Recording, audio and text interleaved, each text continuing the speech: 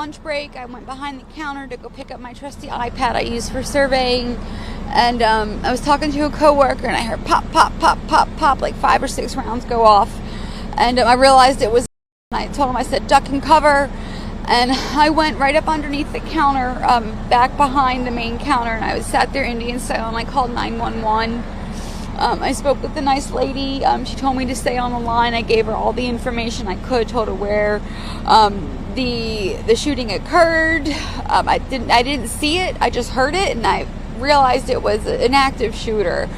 And then I was talking to her, giving her the exact location of where we were, telling her about aisle 3 and the entrance, and then I heard someone was hurt, and I said, also please send paramedics, and I stayed with her on the line until the police arrived and told us to evacuate.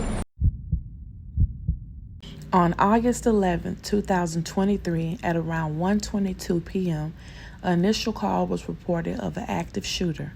Upon arriving at the Home Depot on Davis Highway, deputies discovered Brooklyn Dior deceased.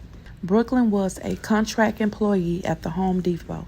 Deputies also stated another contract employee suffered a minor hand injury from a graze, while a third employee experienced a graze to the back. We got a call that there was an active shooter inside Home Depot. Obviously, we had a rather large response assisted by Pensacola Police Department, Florida Highway Patrol. What we found when we got in there is we do have one confirmed victim, one deceased confirmed victim. We're still trying to figure out if we had any more victims. I can tell you that the suspect in this case was broadcast over the radio, and then he called the Pensacola Police Department from the Mellow Mushroom, a restaurant on Bayou Boulevard, and then he turned himself in. So right now we have one deceased victim inside the Home Depot, and we have one suspect in custody en route to the sheriff's office. Any idea what led up to it? No, we're still trying to piece all this together. All we know is that we had a single male suspect. Again, at least one individual was deceased inside the store here, and we are looking at the potential there might be another that had already gone to the hospital. So all I know now is the suspect is in custody. He will be charged obviously with murder, and then we are looking to see if there's any other victims. Okay, so you said he turned himself in from the Mellow Mushroom? Correct. We obviously were looking for him. We had broadcast the description of this individual, and then he calls 911, he calls law enforcement, tells us where he's at, and then he surrendered. Again, that individual right now is in custody, and he is en route to the Escambia County Sheriff's Office.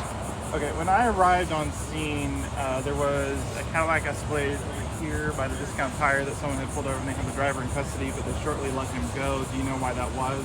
I would imagine that when we first get here, we're looking at potential suspects, and we stop people from leaving at a high rate of speed. I don't know the particulars on why that individual stopped, whether it was related to this incident or not. All I can tell you is that the murderer is in custody. He is en route to the sheriff's office, and we do have one confirmed deceased individual here at the Home Depot, and we have an unsubstantiated report that there may be one other at a local hospital. And is the victim male, female? Can you divulge that? It looks to be a female victim inside the Home Depot. Is it an employee or customer? Do you know? It looks to be an employee, a contract employee with Home Depot. Okay. Do you know if the suspect was also an employee? Yeah, I don't have information, that much information. All I can tell you is, again, obviously we had at least 50 members of the sheriff's office, probably dozens of assisting agencies. We quickly surrounded the store, and then we cleared the store. At the same time, tried to provide first aid to the victim, but also at the same time looking and putting out a description of the suspect himself. So now you're just interviewing witnesses, collecting evidence, and processing the scene? Yeah, obviously we need to make next of kin notification. Obviously our hearts and prayers are with the victim at this point, the victim's family. We are working on that now. Again, we still have this as an active crime scene. Our crime scene unit has arrived, and they're doing their work. Again, we're trying to figure out the motive, and then our investigators are going to talk to the suspect as we speak. Okay. All right. Anything else you want to add at this time? No, again, we responded within, really quickly. I want to say how much we appreciate the assistance of our surrounding agencies, Pensacola Police Department and the Florida Highway Patrol. There is no longer a threat to the community. We do have the suspect in custody. and we're now working the crime scene. All right, thank you. Good morning. An arrest report reveals new details today in that deadly shooting out of the Scambia County Home Depot. We're still trying to confirm the name of the victim, a female contract employee with that Home Depot store. Investigators say the suspect, 20-year-old Keith A.G., knew the victim but haven't said more than that.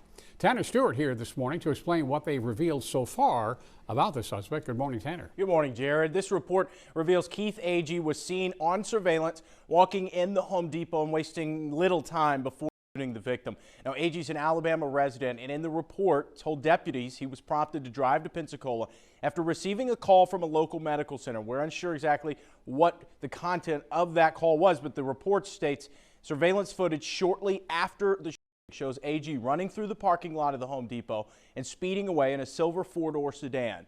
He turned himself in at a nearby Mellow Mushroom shortly after the shooting. Court records show A.G. was charged twice in the last 2 years in Mobile with domestic violence, and in both cases the charges were dropped. Jail records show A.G. is being held without bond. He's charged with first-degree premeditated murder and aggravated battery.